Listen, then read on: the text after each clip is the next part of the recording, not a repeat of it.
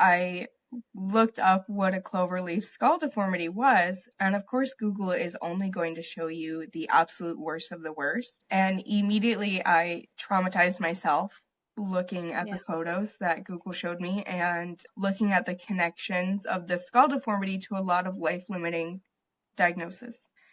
And I looked at my husband and I said, this is going to be really bad. They're going to give us really bad news. And that was kind of the moment I knew. Don't apologize. Yeah. And that was the moment that I knew that it was going to be a life-limiting diagnosis that affected us and that we were not going to make it to 9 months with a happy, healthy pregnancy like I had been envisioning the entire time. And like, I had no reason to suspect we would never get beforehand.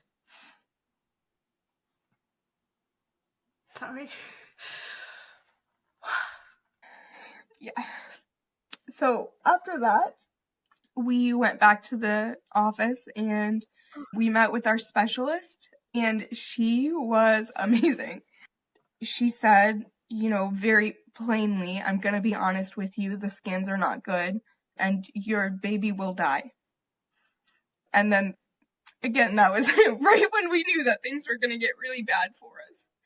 So she went through the scans and she went through what's called a lethality checklist, which I can't remember entirely what's in that checklist, but it basically compares measurements of specific areas. If limbs are measuring smaller than a certain amount, that's a good indicator that they're not going to be compatible with life. If the chest size compared to the heart size is a specific amount, that's a good indicator they're not going to be compatible with life.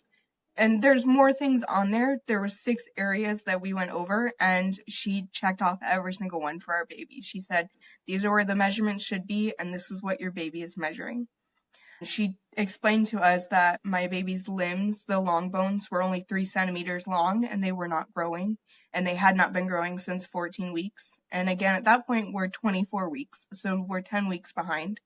And my baby's head was measuring 2 weeks ahead, and her belly was measuring 2 weeks ahead. And she even drew diagrams to show us like what that would look like. She offered to show us photos of babies who had the diagnosis that they were leaning towards, which is this thanatophoric dysplasia.